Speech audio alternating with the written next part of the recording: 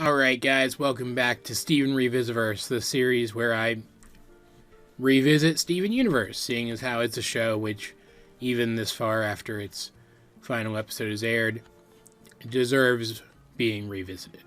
Just so you know, I'm going to be eating my lunch while I'm reacting to the various videos today. I'm eating the spicy ramen because it's one of the few things that I can actually kind of taste with the COVID that I have right now. And no, that is unfortunately not a joke. But the fact that I'm vaccinated means it's not as bad as it could be, so you know. This will give you guys a good chance to laugh at how terrible I am with chopsticks while we talk about onion trade and Steven the Sword Fighter, which I'm excited to talk about one of those more than I am the other one. In fact, well, I'm going to play a couple seconds of my review of Onion Trade because there's a cute little bit at the beginning. I'm mostly going to be skipping my review of Onion Trade today and just going directly to the episode because I can sum up my thoughts on Onion Trade very, very quickly and very, very easily. Onion's funny. The guys are cool. I want them. And the duplication wand is really, really stupid. And this is a thing that I'm sure is going to come up, so I'm going to leave that there. Here's the little bit I wanted to show you guys, because it's the origin of me wearing hats in my videos. Oh, this is the hat that I wear when I want to look adorable, or when I'm having a bad hair day. And I still have that hat. It's on the back of my hat rack, underneath the Goku hat. Just FYI, it's still there. I just don't wear it as often anymore because it doesn't fit super well now that my hair is bigger. But yeah, I'll run through this myself real quick to make sure there's nothing else I want to pull from this review video before we move on to the episode. But there's not gonna be. I know that already. Yeah, okay. So I'm just gonna let this move on to the next episode and then pause it there. Review rather, not episode. But you know what I mean. Yeah, I mean, I actually recommend, if you haven't watched it in a while, going and watching that particular review for yourselves. I usually don't like my older videos, but I'm gonna rant about all this stuff again anyway. So I don't wanna make you guys sit through me reacting to a rant about it and then make you sit through me ranting about it again, saying basically the same things. But there's a pretty good rant at the end of that one about the duplication wand. I really dislike the duplication wand. Easily one of my least favorite things in the entire franchise.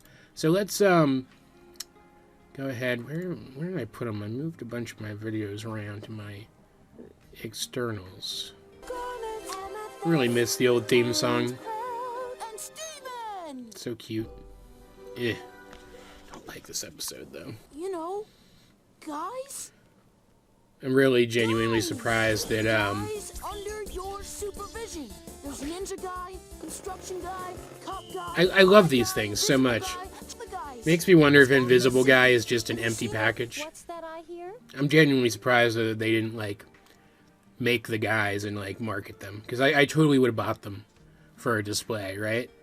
I can't be the only one, right? I wonder if they did and I just never realized it. Pearl, all your nagging's made Steven depressed. Is everything okay? The Pearl Amethyst dynamic's so funny. Sorry you walked through that door without a hose in your hand. Ready for battle. Hose fight. Man, you look sad and wet. Wish my dad was fun. Little guy. He had a miscolored hat. How could you not remember? It always sucks when your parents don't share your interests. It's weird though. I would have expected, based on something, I can't remember which of the crew said it, but one of the crewverse allegedly said that the guys were a fad from the 80s that had recently made a comeback. I'm surprised if that's something that they intended for the guys when they were thinking of this bit, that they didn't make Greg like way more into him even than Steven is, as part of the joke, right? Kind of a missed opportunity, I think. One of the less egregious missed opportunities in this show, I think, but still a missed opportunity nonetheless. Here's a bag full of quarters. Now you can get all the guys you want. Such a good dad. What'd you say? He's like the worst guy. guy. Hey, leave Dave guy Maybe he comes alone. with some Dave guy. Stop it. Dave guy. Yeah. Ranger guy. Poor kid. This machine is out of gas. Please try again another time. And here he comes. Oh, Onion. I guess he needs a suitcase. Is he haggling with that guy? He's a tough customer. The introduction of the infamous suitcase Looks like they Sam. worked something out. I wonder how this is gonna play out. Onion's such a weird character. I love it. And I actually kind of love him more Oh man. since the show's over and it turned out that there wasn't anything like What the heck is he doing? super weird about him, right? Not the tomatoes! Does Onion just sit around and wait for his dad all day? No, he does like let's evil do and this. stuff. Hey, let's work something out. Ranger guy. You know, considering that Onion does end up with a piece of gem technology in a minute, if he had turned out to be some sort of secret villain, then trying to use Ranger Guy, something that Steven cares about, to manipulate the still at this point very childish Steven into giving him something potentially dangerous would have been something that a secret villain would have done. Right? It's kind of interesting to think about. Maybe this is the year he gets his life together. Maybe he'll get a cool internship. Dave Guy is me. You can use it to make copies of stuff. Amethyst, come on. He's such a wasteful child. Ugh.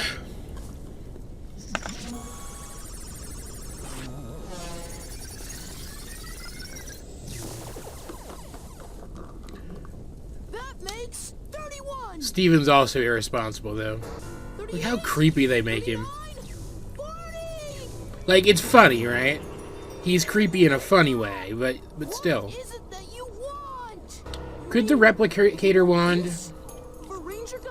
replicate itself? Great. Steven, you're dumb. Dear? There's no way you didn't see this coming, kid. Steven, why didn't you just replicate Ranger Guy? Yeah. Dang it. Its face. Let's go try and act like a rich duck. What does Ha! that mean? DuckTales reference. Oh my gosh, I just wanted some ice cream. That's ridiculous, though. Tova, Look at that. to you. And this is when it gets even more ridiculous. Look at that. Fighting Garnet to a standstill. Stop raining. I hate it. Color that. This is my Ranger guy. Look at that. Traded me my own guy. Our trade didn't count. That didn't work. Yeah. Anything again. Darn it! I'm not cleaning up this mess. No? Just the first thing? Yeah. Well, here. You need it more than I do. And he's definitely going to destroy All the it. stuff that I'm going to stop it there. There's a little talk between him and Greg. I hate it. I hate the wand. The replicator wand or the duplication wand or whatever the heck it's called. I hate it. I hate it more than anything else in this show ever. And I including the time glass or whatever it's called. I hate it. Because look, like Onion is a surprisingly capable character, right? But he should not be able to, with one device, fight the crystal gems to a standstill, even for a second. It's ridiculous. The capabilities of the wand are ridiculous. And while we do see that breaking it gets rid of everything, we don't know how easy it is to break, because it was Garnet who broke it, and Garnet is incredibly super strong, physically speaking. This thing is a superior weapon to anything else we have seen in this show, aside from, like, the cluster. Like, I'm exaggerating slightly, but only slightly. And, like, I mentioned this in that rant that I talked about. So let's replicate that rant real quick. Even if it can't be used to replicate resources and make creating new gems easier because of the weakness of those resources disappearing if the wand is destroyed, one, all you'd really have to do is keep the wand safe, because we see that the duplicated things are functionally the same as the real thing. It's not like they're holograms or something that poof. They have all of the individual parts of the thing that's being replicated. But even if it can't be used for that, it should still be issued as a weapon to soldiers. Like, why didn't we hear about, like, even if Homeworld wouldn't think to use this thing as a weapon because they're Homeworld and they're rigid and set in their ways and it's not a weapon technically, why didn't we hear about the crystal gems using these things to fight? Like, we see that you can replicate the thing and then, like, telekinesis it around before it drops. And even someone like Onion, who has absolutely no experience using this thing whatsoever, doesn't seem limited in how big a thing he can replicate. So how big a thing can you replicate with this? It's such an asinine piece of technology. It never should have been introduced to this show. And it drags down what's otherwise a really strong episode. That's a really fun episode otherwise. But this thing is just so ill-conceived that it ruins it for me. Me, someone who is so into the lore of this show, it ruins it for me. And that sucks. But overlooking that and trying to give this episode the benefit of the doubt, trying to be as positive as possible, Onion is a very funny character in how weirdly they portray him. And this was our first real good look at him as a person, as a character. So, the episode is fun. In that regard, the dynamic between Pearl and Amethyst is fun. The dynamic between Greg and Steven is fun. And the action, while absurd, is pretty humorous. This is a very comedic episode. And if we assume we're not supposed to take it as seriously as other episodes of the show for that reason, I do think this is a good one. I have this one particular hang-up about it. And I just can't let it go. Unfortunately. Alright, that said, let's move on to Steven the Sword Fighter, which is a good episode also, from what I remember. Only talk about it for 4 minutes and 44 seconds, which one is very satisfying, having just 3 4s, right? But did I really not have much? Did I really have that little to talk about this one? Because this is the one where we're introduced to the concept of poofing, right? But just like Arcade Mania was the first time where we really got to see how integral Garnet is to the team, this is where we really started to get a sense of exactly what specifically Pearl brings to the team. That's a good point that I just made. Like, obviously, the 3 core crystal gems are all very different people. And it takes a while, I think, in particular, for us to come to understand what Amethyst brings. It's easier to see what Garnet and Pearl bring. Garnet's powerful, she leads the team. Pearl's precise and careful and a fighter, right? But this one, we really get to see just how much skill she possesses. How much skill that carefulness, that precision of hers translates into. But, yeah, like, had we seen her swords prior to this? I don't think we had. Yeah, we wouldn't have, would we? Nope. So this is like the introduction to her swords. This is the introduction to her sword fighting. Had we seen Hollow Pearl prior to this? We'd seen holograms prior to this.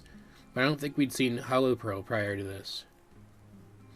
Which, she never uses Hollow Pearl as, like, an asset in combat in the show like she does in the video games. But, like, the video games are, like, B-tier canon, right? Some of them, anyway. And so we know that Hollow Pearl can be used for combat purposes. Like this show, the main purpose of it isn't the fighting aspect. But, it is cool since it is it's an action show sometimes, right? It is cool to see what this one character brings to the table in terms of combat.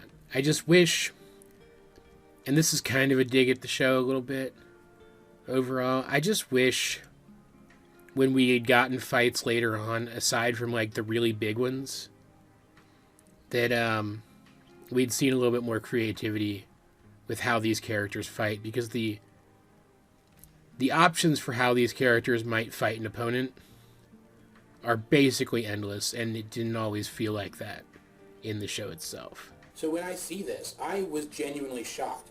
Not just because it seemed like Pearl had just been killed, yeah, but because she was in later episodes. I knew that, so it didn't make sense. And while in a video where I talk about how I'm disappointed with how the show didn't get creative enough sometimes, I feel like I do have to give the crew kudos for poofing and regenerating being such a creative concept. Like, it's one that they borrowed from other stuff.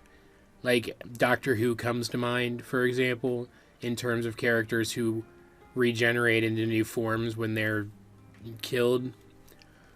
Whether they specifically took the idea from that or not, I don't know. But it does come to mind, specifically because I just watched the new episode like yesterday. But you get what I'm saying. But the use of it here and the integration of it here into the story, to use it as a means of exploring the death of a character and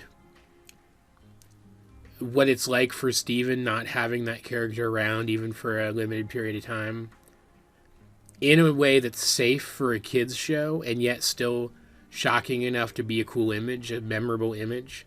That's cool. That's a really good idea. Go ahead and bring up the episode now real quick. Which, rewatching the review, I kind of understand why I didn't really feel like I needed to talk about that one too much. I have a couple things to say about it. In general, I feel like there are a couple things that need to be said about it. Let me put it that way. But I've actually kind of already said them, actually. So let's see me react a little bit to Pearl being a good sword fighter, real quick. Hey, Lion. I do love that it's a cheesy samurai movie that gets them on the subject of swords. Because cheesy samurai movies are great, right? The janitor is the evil samurai president? Yeah. That's bananas. Okay, evil samurai president. Is that, like, actually what he's called? Or and does this video just have really bad subtitles? I'm betting the latter. So anime, but so dumb. Just look at their form. Oh, Pearl, just have fun. Just have fun with it. If you ever want to see a demonstration of proper sword techniques, I'd be happy to show I you. do. Love his reaction here. Now? Though, to be entirely clear here, even though the way Pearl fights is really cool, her swordplay is super flashy and over the top and very flinny, too. It also is not entirely accurate. It's more accurate than the boomerang blade, though, from what I understand. I'm not like an expert or anything. Yeah, bring it. Cool. Hologram Pearl. Ah, geez. I love Amethyst's reaction. It's like, not two of them. Combat. Commencing duel. Yeah, get it. Where are your cards, though? It's a Yu-Gi-Oh reference.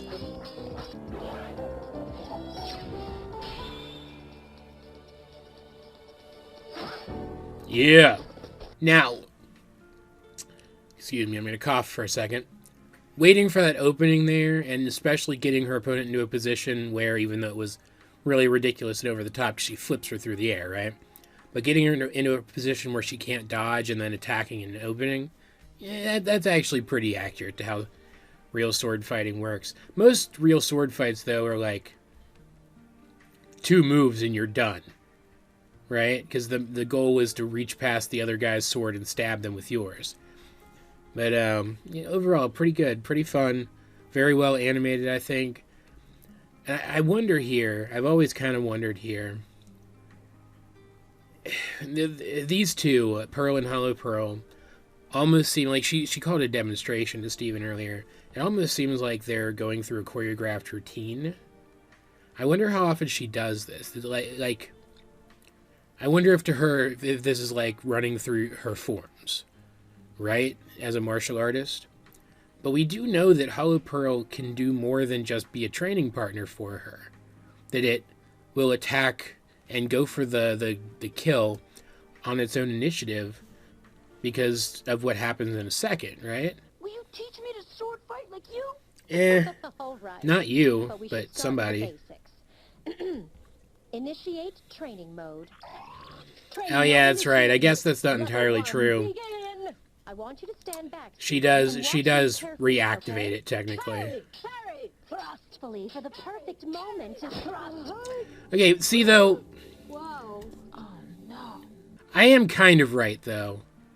Look how much further Hollow Pearl lunged that time than the previous times. I don't know, it just seems like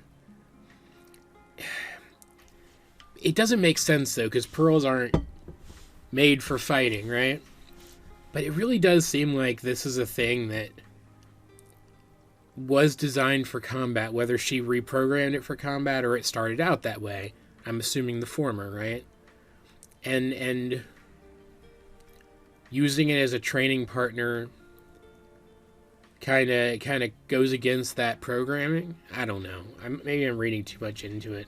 I just really, my point is, I just really wish that they had used Hollow Pearl in fights in the show sometimes, because I think Hollow Pearl is pretty cool. That's the point I'm getting at here. Pearl? And Whoopsie daisy. Steven, it's okay. I'm gonna be just... I really like Garnet's reaction there when she goes, "Oh no," because obviously they haven't talked to Steven about this yet, right? One failed. Steven! And now they don't have a choice. Don't you recognize it? It's cute that he tries to get through to Hollow Pearl. How is that even possible? Oh no, the tree! Challenger defeated. It is very anime, though. Because an anime swordsman can cut anything with anything, right? Because I just found This a is so copy cute, though. of the fifth Lonely Blade movie. Him trying to still hang out with Pearl. It's so cute. He really does love Pearl a lot. Pearl. I have to assume Sword and fulfill your destiny. something's got to be up with that thing's programming, though, right? Because it's acted so weird. And I imagine if it usually acted this way, the others wouldn't have left it with Steven, right? Whoa, this dog is really good. What do you think, Pearl? Boomerang Blade! I wish these movies were real now. It's about waiting carefully for the perfect moment. Trauma. The TV! Why must you destroy the things I love? Poor TV. Challenger. Shit. Made a point on it, though, for him. The perfect moment. Yeah, get it.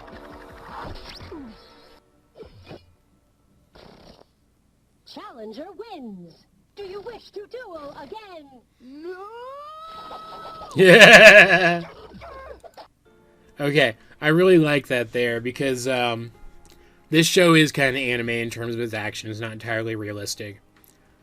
So I like that, one, he used the boomerang blade. Two, he used a mop, which was the villain from the movie's weapon. I mean, it was a sword in the handle of a mop, but still, same diff.